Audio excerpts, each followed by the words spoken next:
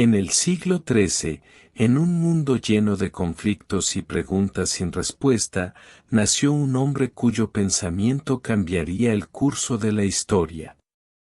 Tomás de Aquino, conocido como el Doctor Angélico, no solo fue un filósofo y teólogo excepcional, sino también un buscador incansable de la verdad.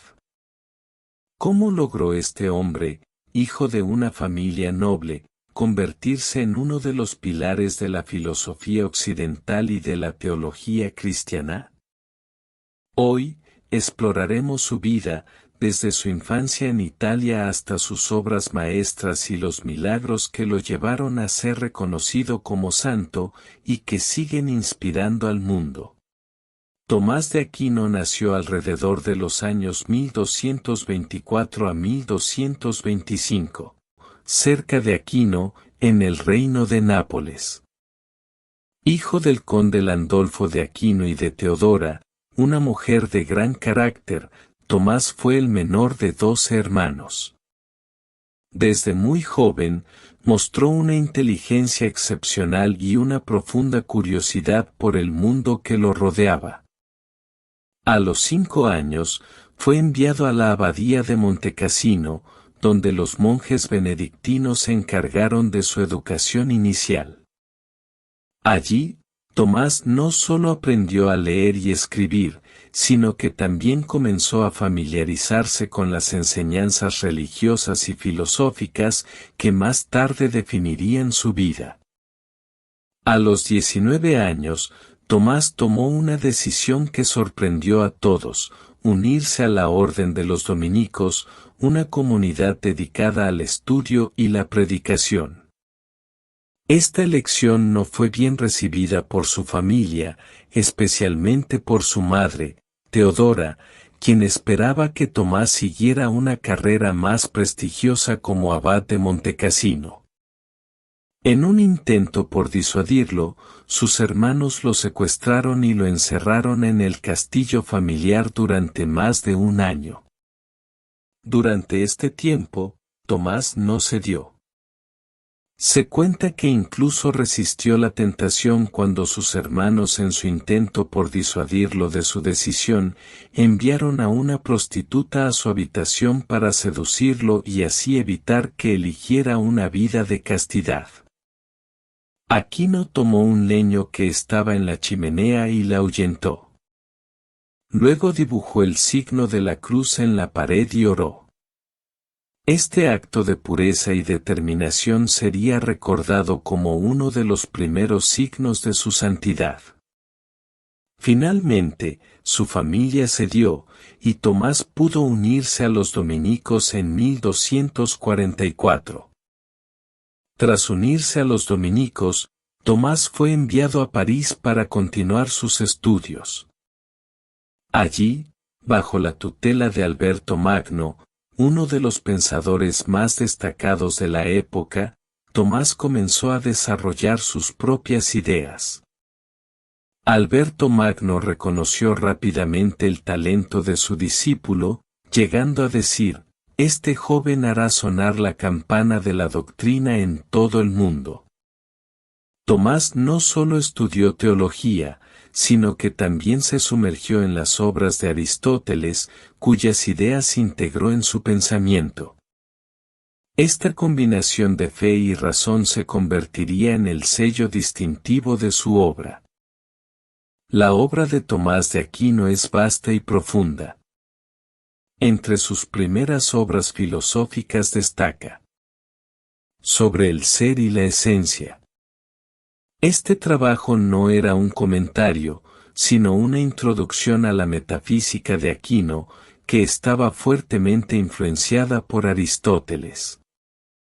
Por ejemplo, en el prólogo del libro, Aquino afirma: «Un pequeño error al principio crece enormemente al final».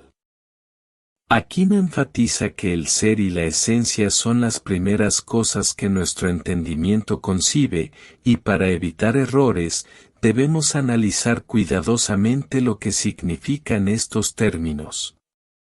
Pero dos de sus trabajos destacan por encima de los demás.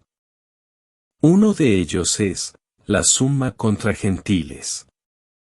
Este trabajo tenía un enfoque apologético, pues refutaba las objeciones contra el cristianismo planteadas por musulmanes, judíos, paganos y otros. Tomás describió el propósito de esta obra afirmando: me he propuesto dar a conocer, en la medida de mis limitadas capacidades, la verdad que la fe católica profesa y refutar los errores que se oponen a ella. Y la que es considerada su obra más famosa debido a su amplia variedad de ideas teológicas y filosóficas, la Summa Teológica. En esta obra, Aquino presenta sus 5 vías para demostrar la existencia de Dios. La primera es el argumento del movimiento, basado en el concepto aristotélico de cambio, que involucra potencialidad y actualidad. La segunda es el argumento de la causalidad eficiente. La tercera es el argumento de la contingencia, que sostiene que algunas cosas son contingentes y, por tanto, debe haber un principio necesario, que identificamos como Dios. La cuarta vía se basa en los grados de perfección, argumentando que debe existir algo que sea perfectamente perfecto, es decir, Dios. Finalmente, la quinta vía es el argumento teleológico, basado en la idea de que las cosas en el universo tienen fines o propósitos hacia los cuales tienden. Aquino también discutió la naturaleza de Dios, presentando su modelo de simplicidad divina, que afirma que Dios es simplemente el mismo y no está compuesto por atributos o propiedades distintas. Como es evidente, casi todo esto se basa en la metafísica aristotélica, que Aquino consideraba una característica real del mundo. Curiosamente, Aquino nunca llegó a terminar la Summa Teológica. En estas obras, Tomás no solo defendió la fe cristiana, sino que también exploró preguntas fundamentales sobre la existencia de Dios, la naturaleza humana y la moral. Además, Tomás compuso himnos litúrgicos, como el Pangelingua y el Tantum Ergo, que aún se usan en la Iglesia Católica. Se cuenta que, mientras escribía sobre la Eucaristía, Tomás tuvo una visión en la que Jesús le dijo: «Has escrito bien de mí, Tomás. ¿Qué recompensa deseas?» Tomás respondió: «Solo a ti, Señor». En sus últimos años, Tomás de Aquino experimentó visiones místicas. A partir de ese momento no mostró ningún interés por seguir escribiendo. Según su compañero más cercano, Reginaldo de Piperno, solo daba una explicación muy breve para explicar este hecho. «No puedo hacer nada más. Todo lo que he escrito parece paja en comparación con lo que he visto». En 1274, mientras viajaba al Concilio de Lyon, Tomás se golpeó la cabeza contra una rama baja, lo que lo dejó visiblemente aturdido, aunque él le quitó importancia. Algunos días más tarde se detuvieron en casa de su sobrina, donde cayó enfermo. Después de unos días trató de reemprender el viaje, pero el cansancio lo obligó a detenerse en la abadía de Fossanova. Allí, su estado empeoró rápidamente. El 7 de marzo de 1274, 2 o 3 días después de recibir el sacramento de la penitencia y el viático, y un día después de recibir la unción de los enfermos, expiró. Aunque su vida terminó a los 49 años, su legado perdura. Después de su muerte, se cuenta que su cuerpo desprendía un aroma dulce, lo que se interpretó como un signo de santidad. Fue canonizado en 1323 y declarado doctor de la Iglesia en 1567.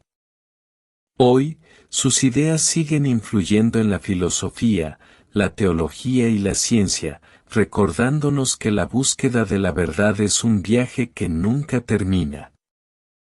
Tomás de Aquino no fue solo un filósofo o un teólogo, fue un buscador incansable de la verdad. Su vida nos recuerda que las preguntas más profundas no tienen respuestas fáciles, pero que vale la pena perseguirlas. ¿Qué piensas tú? ¿Crees que la razón y la fe pueden coexistir? Déjanos tu opinión en los comentarios y no olvides suscribirte para más historias como esta. Gracias por acompañarnos en este viaje a través de la vida y obra de uno de los grandes genios de la humanidad.